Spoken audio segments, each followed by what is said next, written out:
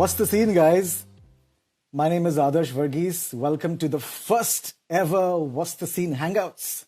So today, in the first ever What's the Scene Hangouts, we're going to be talking to Brodha V. Brodha V is an amazing rapper. He's at the forefront of the Indian rap scene. And today we'll be talking to him about his music and a whole bunch of other things. Brodha V, welcome. Hey man, what's up? How's it going? All's well. All's Welcome to good. the first ever What's the Scene Hangouts, and it's great to have you on our Thank you, man. Thank you. first ever edition of this Instagram live series. How have Thank you you for having been? me. I've been good, man. I've been good. Lockdown, safe, healthy. That's all I can ask for. So, how you been? Excellent. Been very well, thanks. I wanted to start out talking about your journey because I was doing some reading up. I know that when you began rapping, you began using rap. It was more for yourself to talk about bullying, to Right. talk about oppression. Right. That's how your journey started. But I'd love to hear more. I want to hear more about how your own journey began and that story. I think the first time I came across rap music was through this Tamil movie called Kadalan, and there was one song called Petta Rap, and that was my introduction to rap music. And ever since I heard that song, I was like, "Yo, what is this? What is this genre of music?" And although it was Yeah. like, a comical, funny song and everything of that sort, it took me a couple of years to, eventually bump into Eminem and Dr. Dre and 50 Cent, through MTV and channels Mhm. like that. Yeah. But initially, I think when I was 14 years old or something like that, it was more of a way to. I used to see all these rap songs being parodied on TV, like where they're making fun of an actor or like a politician or something like that. It was like like a parody session. Yep. So I used to rap like basically just basic stuff like rhyming hat with mat and all that kind of stuff, just to diss my teachers and some kids I didn't like in school and Yeah. things like that. But I guess eventually, what had happened was, when I was I think about second PU, when everybody was preparing for their board exams, I was little too into something else. I was probably fully into music then. I didn't know like what I wanted to do after my PU, and I Right. just discovered like this one battling community on Orkut, and that was like a great way for me to vent out, and that was an outlet for me where I could just go rap about problems and like things I didn't like. And once again, like you would bump into a lot of other rappers, and you'd probably try to battle them and things like that. And over there, like once I realized that there are a community of people that are doing this, I probably thought of like why don't I do this a little more often and see where this goes. But yeah, that's how it started. Awesome. And this was 2006, 2007 Yeah, this was around ish. 2007. Yeah. Awesome. And then, fantastic. It's been quite a journey since then. 12 years, 12 Yes. awesome years of rapping. Absolutely. Wonderful. Thank you. So man. then, now with the lockdown and increasing over the past few years, you had a Right. lot of people making music online, collaborating Right. online, collaborating with other artists online to make music. And Right. while it seems like a recent thing, as early as 2008, which is 12 years ago, you Right. collaborated with Smokey and Nick, other Yes. rappers, to make stuff online. Yes. So it's not like it's this new buzzword thing for you because you've done it a long time ago. So my True. question really is to put it in context at that time, 12 Right. years ago, what was it like with the resources and the experience you had to collaborate online? Because it's a very different experience now, I'd imagine, for Yes. those doing it. So what was your experience like? Tell us. I think back in the day, I met Smokey and Nick through Orkut, again, the battling platform. Mhm. And we just became friends because we were basically South Indians and we had similar tastes in movies, comedies, and music and everything. So we just decided, why don't we just form a crew? We'll figure Mhm. out how to make music and everything later, but let's just call ourselves a crew right now. And then, so initially, what would happen was we used to find beats online, like free beats online that you could rap over. And all of us, like, come from very humble backgrounds and with very strict parents and everything. So we would hardly get pocket monies or anything of that sort. So whatever little we used to make, we used to save up to buy a very basic microphone, like, something that would cost like 500, 600 rupees, the ones that directly get plugged into the CPU and no sound card or anything of that sort. So we figured, like, why don't we all pick one beat, record at our own places, send the verses over to me. Let me try and figure out what I can do, because I had no idea what mixing or mastering or anything of that sort was. So the first software that I worked on was something called Audacity, which mostly call center people use to record and their calls and everything. Yeah. So I just knew basic terms like EQ, what it just basically reducing and boosting frequencies. But I didn't know Absolutely. what a compression was and what limiters were and delays, reverbs, nothing. We were just trying to mimic sounds that we had heard Yeah. in Yeah. Bollywood music and international songs and stuff. So, and back then we didn't even have YouTube and stuff. I think YouTube came to India in like 2008 or 2009. So there Right. was no way for us to literally go through tutorials and learn or anything as well.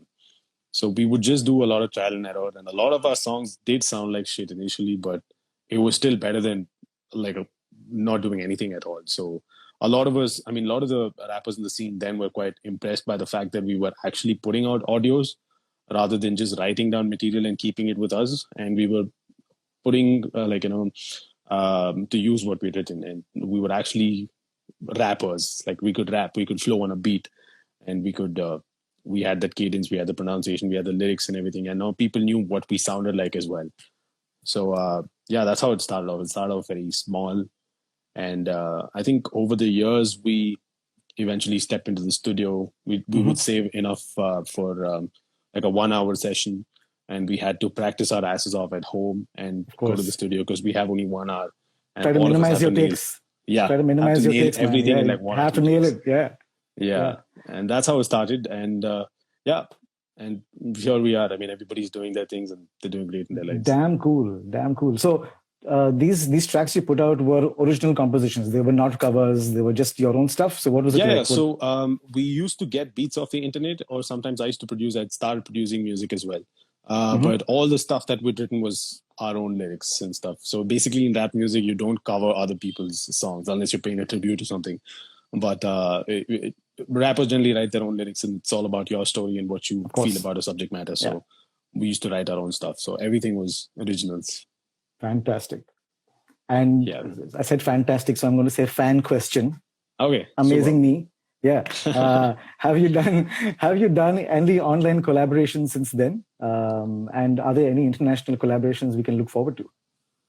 Online collaborations. I mean, we do collaborate often. I mean, online. It's like when I am working with a lot of people, we just share stems and material and beats and vocal tracks and everything over the internet. And a lot of times we just do our own verses and everything in our own places and our own cities, and then we meet up for a shoot or something of that sort. And there have been times we travel to sit and write the song together and make things together and do that as well. But yeah, I think in today's time, a lot of people do collaborations only online. It's Of course, it's not very time consuming, and it's affordable. The logistics work out really well. And speaking of international collaborations, I am in touch with a lot of international acts and artists, and we're just trying to put things together and make things work. But yeah, definitely, I am working with a couple of artists, and it's going to be huge. Awesome. Yep. Right. So next question. Your lyrics are confrontational and characteristically anti-establishment in a fantastic way. Right. In fact, one of your lines from Vaiko, if I can nail it, goes, "I'm not nice. I say things impolitely, so let me get under your skin like ivy." And I love that line. So I want to get a sense from you of what you're looking to change and address through your music, because you're using music as a vehicle to address what's on your heart. But what are those things that you want to address, and what do you want to change? I think I basically started rapping because I was a very angry, frustrated kid. And that angry kid is still there in me. It's just that I've learned to be able to portray a very polite image outside, I suppose. And I have now learned to speak very, how do I say, be nice to people on the outside side of things, on the outside. So gloss over all the bad details. Yeah. Okay. So, but I mostly try to address things that piss me off, or what I see. My main idea was rap music is to be able to establish the fact that everybody should be free to express themselves and the way they want Amen. to. And absolutely, yeah. And everybody has the right to be heard, no matter what your story Mm-hmm. is. Like, it doesn't have to be life changing or anything of that sort. You just have to be able to speak. And through music, all you're trying to do is be able to find people throughout the world that you've never even met, but are able to connect with your story. And you Absolutely. just like, are looking for those people that connect with you. And in a way, you're trying to find people, find like, yourself through people, if that makes any sense. So, I don't know. So my main aim was to be able to, like, initially when I started off, like I said, I didn't get a lot of opportunities because, like, there was a lot of politics in the industry and everything of that sort. And also with the whole language barrier of me being an English rapper. And although I was getting the numbers and the views and everything of that sort, there is this kind of thing that, like, a certain push has to be given to Hindi rappers only and stuff like that. So things like that, obviously, like, don't sit well with you. But this again, like, you can call this inequality in a way. Like, the bigger term is inequality. So I try to address that, and I try to address, like, people that listen to my music, and let them know that if I can do it, you can do it as well. And there are going to be different kinds of struggles everybody faces, but at the end of the day, without giving up, anybody can achieve anything in the world. And that's what I want to be able to tell them. That's beautiful. Thanks. That's really powerful as well. And for those of you watching, I want to reinforce what Brodha V just said. He said everyone's story deserves to be told and to be heard. So you guys out there, make sure you guys are telling your stories. Absolutely.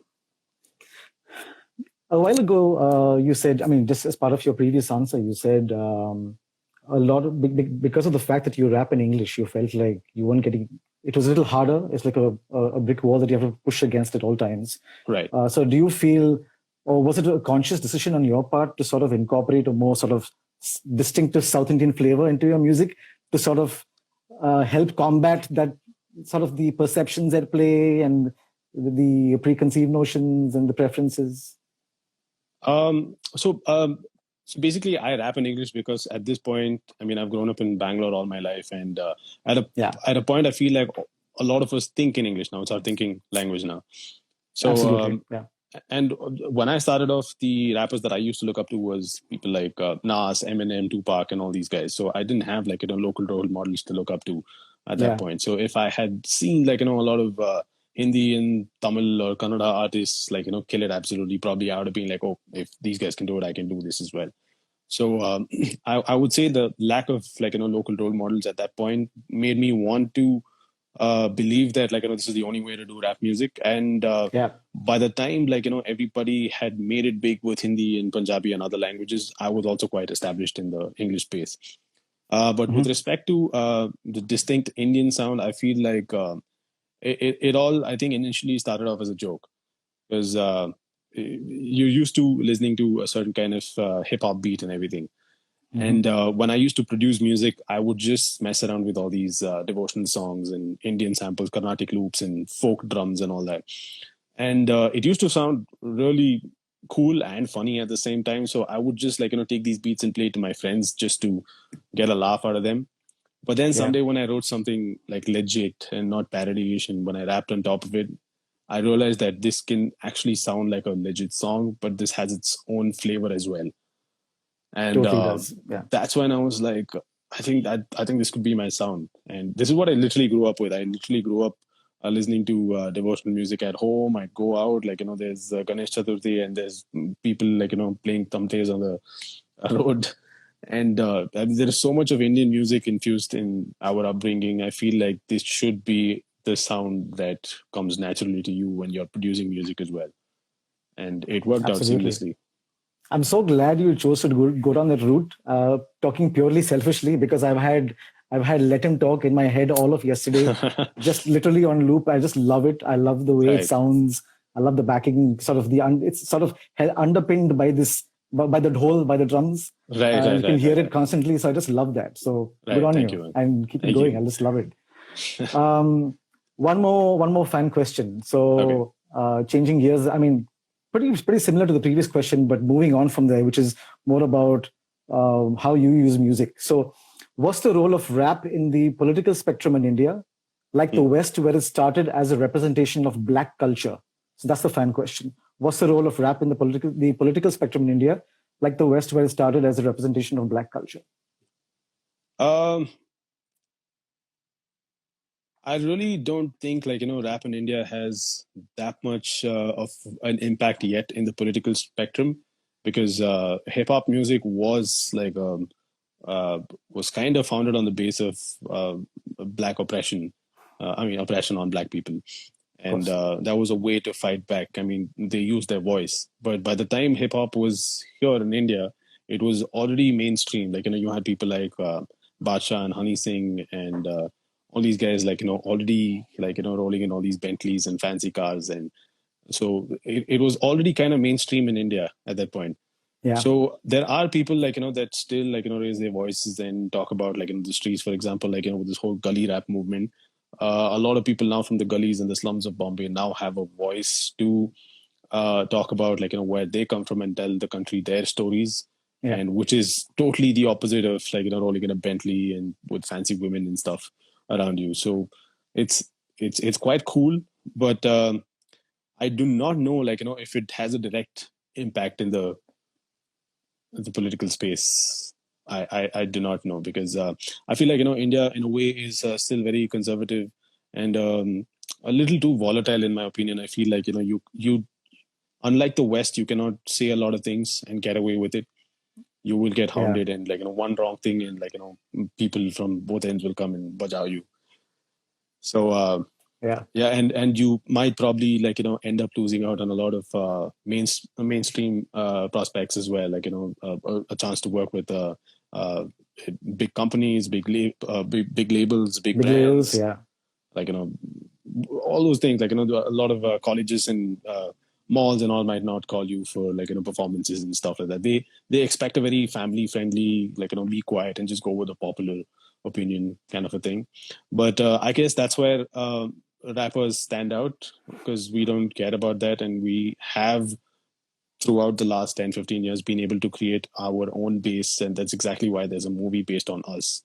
So I guess our movement is quite powerful by itself, and I guess there will be some guy who's a Tupac in India and will be the talk of the town for the rest of the next couple of decades, I suppose.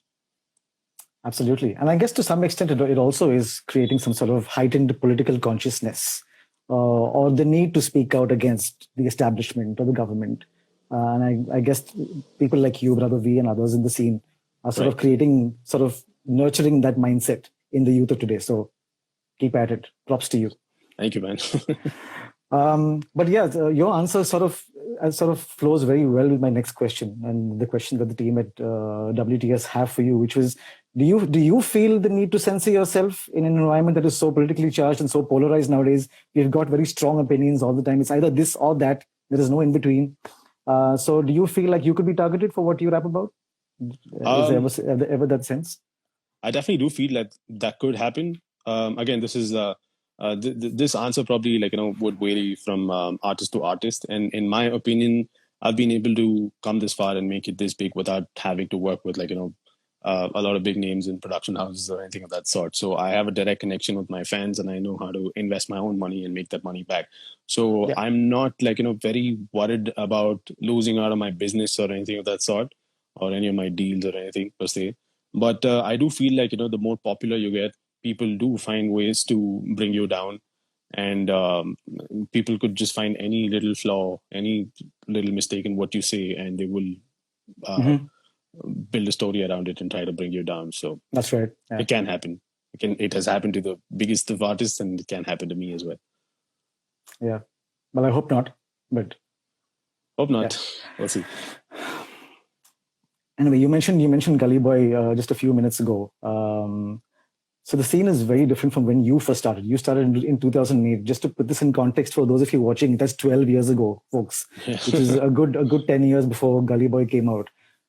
So you've pretty much been leading the charge in many ways for the Indian rap scenes, and the scene has changed a lot. Yes. And movies like Gully Boy have, in a sense, taken rap into millions of Indian homes. Yes. It's a lot more accessible, and I guess it's a lot more noticed. People are aware of it a lot more than they were before. Yep. So two questions over here. The first question is, where do you think Indian rap is headed? And second question is, which new kids on the block are you particularly excited about in the rap space?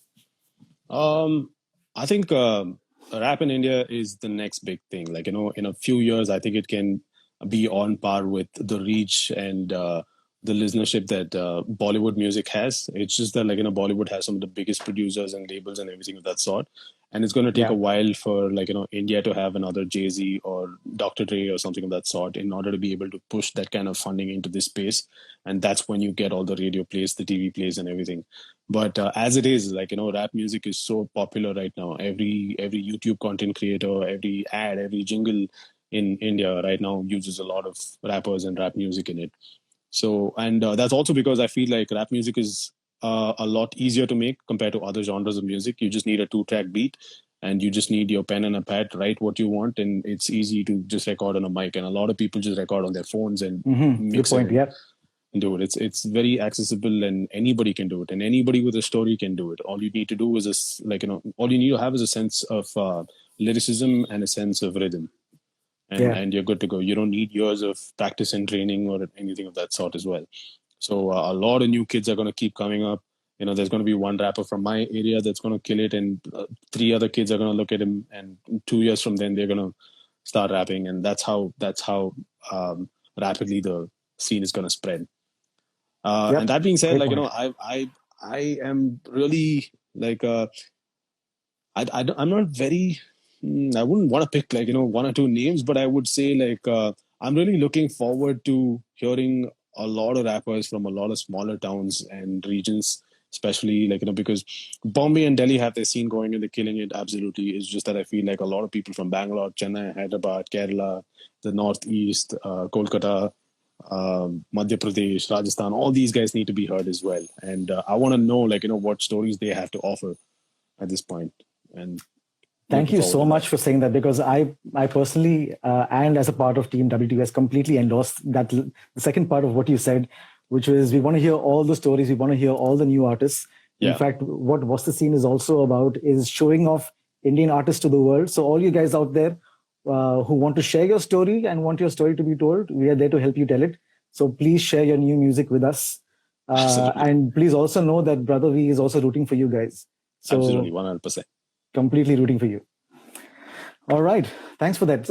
So again, it's been quite a journey. 2008, 2020. Looking back on your career, how would you say your own style has evolved over the years? And looking forward, where do you see yourself heading in terms of a sound and in the context of Indian rap as well? Like, how's it going? I feel like over the years I've gotten a lot better with I think my writing, and also with my understanding of how to be able to sell my music to the people. Yeah. And I think both of them go hand in hand, because like, back in the day I would really want to like write technical stuff and like, experiment a lot as a writer and a lyricist and everything. But I knew for a fact that none of those songs would sell. Like, I would have to make an entire album and maybe still not be sure if they would sell. But right now I know for a fact that I can make one song a year and it'll still, like, keep me in the buzz for another whole year. And which is why Great. I drop, like, Awesome. probably like 3 or 4 songs a year, and it still works out. So I think understanding, like, what to make and how to sell this is very important, and that's one thing I've been getting better at, I feel. Awesome. So can I jump on what on your answer and take that as an opportunity to ask you if you can share a few things of what you found works, a few tips for people in terms of the space and how to market their music, a few things that you're happy to share. um See, I'll tell you, like, one thing I can tell you is for sure is creatively, um I think, like, I started using a lot of pop culture references, and especially, like, references from India and stuff like that that everybody's talking about, and incorporate that into my rhymes so that, like, it really clicks with you. Like, you don't Yeah. have to really know or be very profound with the whole English language and stuff. Like, even if it gets complex, you just hear certain names, and that, like, even if you're not paying attention to everything else, there are certain names and certain references that you catch on to, and that will make you want to go back and listen to it over and over again, and give them a little bit of a shock factor here and there, and that worked for me. And I feel like uh, another important thing is, like, sit and work on your music for as long as you can, till you're absolutely sure that you are 100% happy, and you can listen to it on loop over and over again. Because if Yeah, you get bored listening to it, then everybody else around you is going to get bored within a listen or two. And that's that's a one great thing I point. can tell you from the creative side of things. Yeah. Awesome. Thanks. And speaking as someone who's still making music, I want to quickly get your thoughts on how you've been thinking about COVID-19's impact on your own music and the future of music and making music and touring with music, all those sorts of themes. Oh, And have you been doing anything specific to try and mitigate the impact of this pandemic on your career, and anything you want to share with others? I feel like, all of us on that same boat, a lot of us are trying to figure out what exactly to do and how Yeah, exactly to go about, because the industry has been working in one particular way all this while. Now, there's absolutely. a huge roadblock, and everybody is now panicking, and people do not know how to go about this, because there are, in India, at least I would say, like, the whole indie space, there are only two or three sources of, two sources through which you can make an income. And all those three aspects are, like, hit right now, like, through brands, through movies, through, let's say, touring. And all Yeah, these three are hit right now. So a lot of us are trying to figure out what exactly we can do. Some people are taking to Instagram live concerts and things like that. And but I guess most of them are still waiting and figuring out. I guess, like, the world is slowly, I feel, in my opinion, healing in a yeah. way, and we're learning more about the virus as well. And so I guess, like, give it another 2-3 months and people will figure out how to get back into the space. But for me, like, I just came back from the US early this month. I was on a vacation, like a long good vacation, and this feels like a little bit of an extended holiday. um, but also I had planned a lot of songs for this year that was supposed to be very massive in scale, Hmm. and I was supposed to come back and start shooting for those projects, the music videos and everything.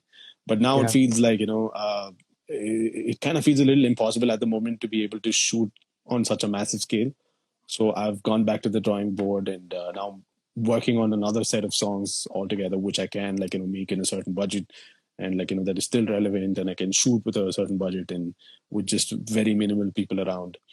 And so yeah, there's a whole the whole planning is changed altogether. There's reworking happening on every single end. But yeah, it's gonna be good. Like, it's this is gonna be something that people are gonna remember, and people are gonna come out strong eventually. Absolutely. And all the very best to you. All right, so switching gears now, and I want to talk about a few other fun things. And this is something I saw you mentioned online. Okay. So you said you'd love to collaborate with Rajnikant. Uh, Yes. so I'm sure you have some sort of imagination. You've imagined what that video is going to be like, what the song is going to be like. Because if your dream is that specific, you've probably imagined many of the details. So I want to know what you've imagined for that video or that project. I'm not gonna, like, tell you what I've imagined, because that'll jinx it probably. But the idea for Cool. me is that I've really, like, I think every South Indian has, like, idolized Rajnikant growing up at some point in his, like, life, and he's like a demigod, like most people say. And I've grown up watching his movies in theaters and just absolutely, like, losing my shit. So I just feel like, as a producer, it'll be really cool to have, like, Rajnikant just even say a couple of lines, and if I could just add him on the hook or sample something that he says.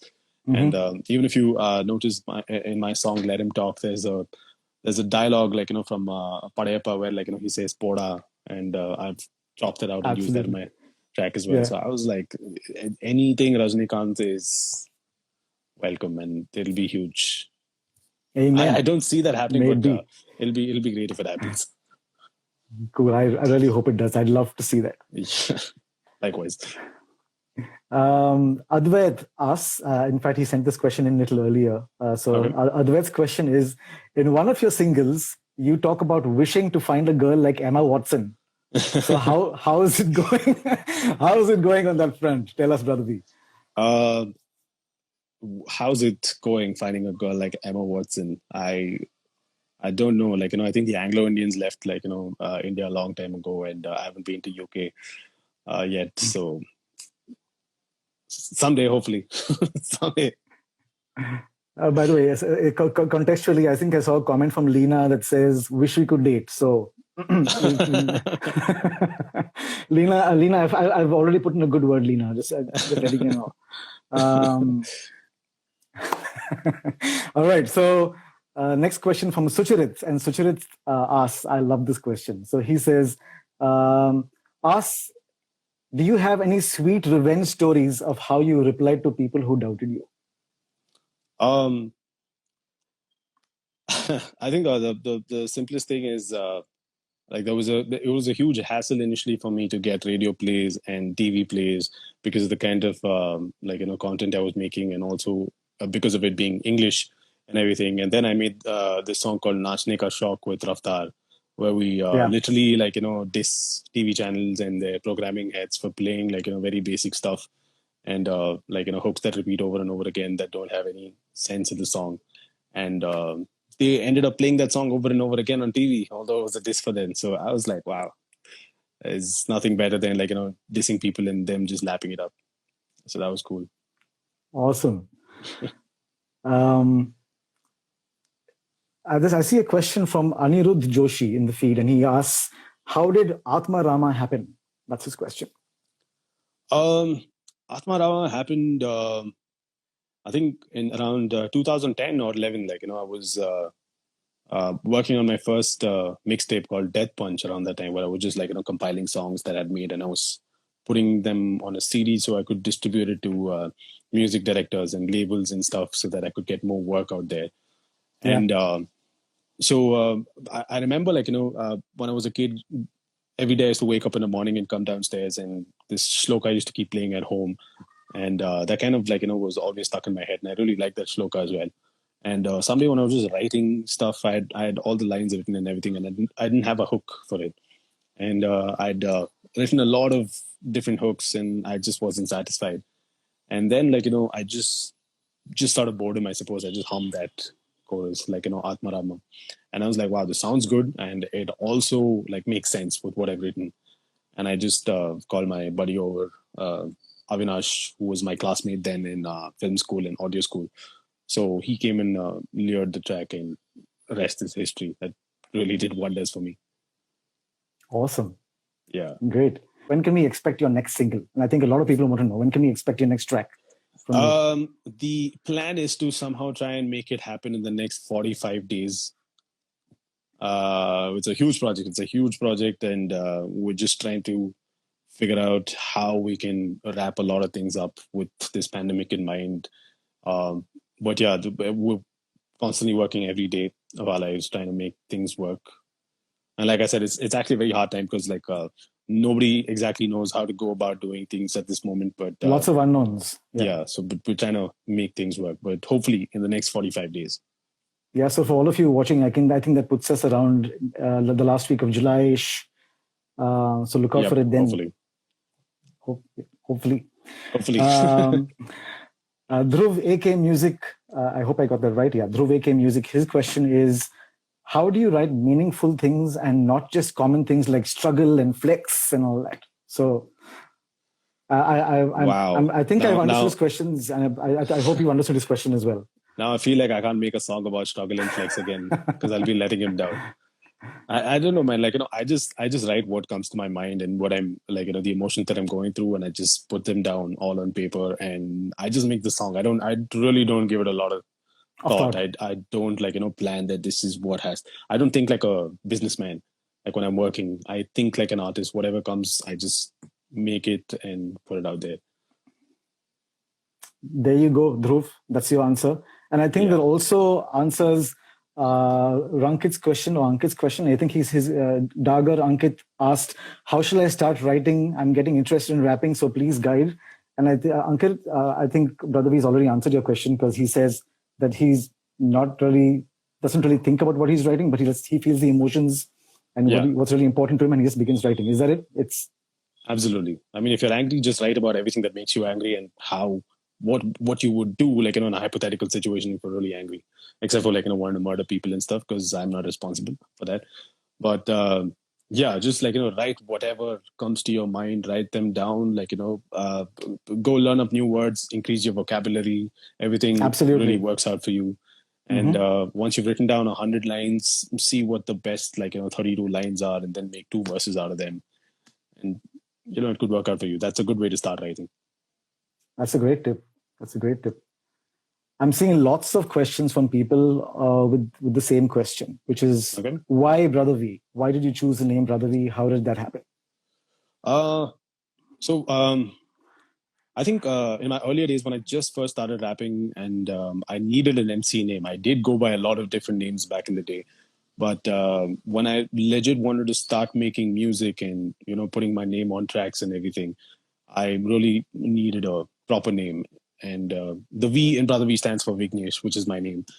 And the brother basically is a short form for brotherhood. And I was quite inspired by the uh, like how the entire black community came together in the early 90s and the late 80s and used music as a platform to bring their people together to fight oppression, police brutality, and all of that stuff. So I wanted to do that with my music as well. I wanted to bring all the people, at least in India, irrespective of what they look like, what they eat, who they love, and what your orientation is. Doesn't matter. If you're at a concert, I want all of you to put all of that aside and have fun for 1 hour. And so I just wanted to incorporate brotherhood in a way, and that's Brother V. Well, that's amazing. I love that. Yeah. Great. You wanted to incorporate brotherhood, and which is why Brother V, and that's an amazing story. Thanks. Karthik S.5. His question is, do the words come first or the tune? What is your process for songwriting? It really depends, man. There are a couple of times. I mean, I always keep writing every day. Lines keep popping in my head. I just keep writing them down and I keep saving them because they may come of some use someday. But there are times when I'm just in a whole other mood where I just want to produce music, when I want to compose music. And at that point, I'm just sitting and making all these beats and everything. And then someday I'll be like, oh shit, this beat is really cool. And I want to stick to finishing this. And I feel like I have the right hook, I have the right vibe and everything, and then I start writing for that. And it goes both ways. There are times when I have written stuff and I've used lines that I've already had on beats and made the song, or there have been times where I have worked first on the beat and then proceeded to writing the lyric. So there's no set way necessarily. It all depends on no on the song and the mood. Yeah. Cool. Why don't you do a gig in North India? I have done gigs in North India. It's just that, I don't know. Is it a question regarding present times? Because I don't think anybody's doing gigs anymore. But yeah, which is why I think it's maybe if you just answer generally. So I guess the answer is he has done in the past. Yeah, I have done gigs in the North. It's just that I think there is more demand for me down South, I suppose. I guess a majority of North Indians generally consume more Hindi and Punjabi music. So I guess all the Punjabi artists are booked out over there. Whereas the English indie bands and the regional artists are booked out down south. So I guess it's a demographic thing. But yeah, I have played shows up in the north as well. All right. Interesting one from this is Lalita, and her question is, how do you react when people tell you are underrated? It feels good, but also it feels like in a way I should be doing more. The fact that people tell you that you're underrated is good because they think I deserve a lot more, and I know that I've not hit my peak yet, and that will probably keep me going for as long as people think I'm underrated. I can probably sit and make music for another 15 years, and it's great. But at the same time, I'd rather be overpaid than underrated. Like Jay-Z said, just go out there, break out into the scene, make all the money that you need, live that fantasy life that you've dreamt of, save good money, and retire like a boss. Amen to that, and wishing you very well for that, for those goals. Retire like a boss indeed. Absolutely. Zahid _121, and his question is MWA reunion and 17 question marks. 17 question marks. Damn it. Oh, seven. I do not know, man. MWA at this point has split, and everybody's doing their own individual things. As far as I know, Nick doesn't make music. Smokey is doing his own thing, and I'm on a different vibe altogether. I guess we're all chill with each other. It's just that, like, creatively, I don't see us coming together anytime soon to put something out. But you never know, man. Someday in the future, for sure. Let's hope so, Zahid. You can hope that MWA reunites. For those of you watching, MWA expands to Machas with Attitude, which is another name that really stuck, and I absolutely love. Damn cool name, Machas with Attitude. Last question, and I think I don't remember who this was from, but this one came through earlier as well. And the question was, will we ever hear you rap in Malayalam? Because apparently you had mentioned that you want to rap in Malayalam at some point. So when is that going to happen? People want to know. I am definitely making a song this year where I'm going to be doing something in Malayalam. I don't know if it's rapping or singing yet, but there is going to be some good amount of Malayalam in that. And shout out to all my Kerala fans. They always pack up the venues. They show a lot of support and spread my music everywhere. So that one is going to be especially for them. Thanks. Thanks so much for answering all my questions and for sharing so much valuable insight on this call and for just sharing what's on your heart. It's been absolutely amazing. Wishing you the absolute best for all the new music you have coming up. And even as you navigate, like you mentioned, it's in a way comforting to know that, not in a nice way, no one's wishing the worst for you. But it's also comforting to know that people like you are also going through the same challenges at this time.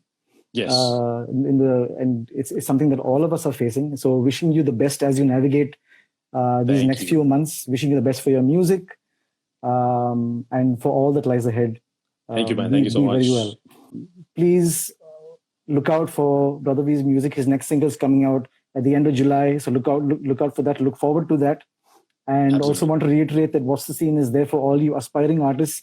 We want to show you guys off to the world. So if you guys have music that you've released or want to release, make sure to let us know and we will spread the word. Absolutely. Be well, all you guys. Cheers and take care, Cheers. everybody. Cheers. Bye. See you. Bye.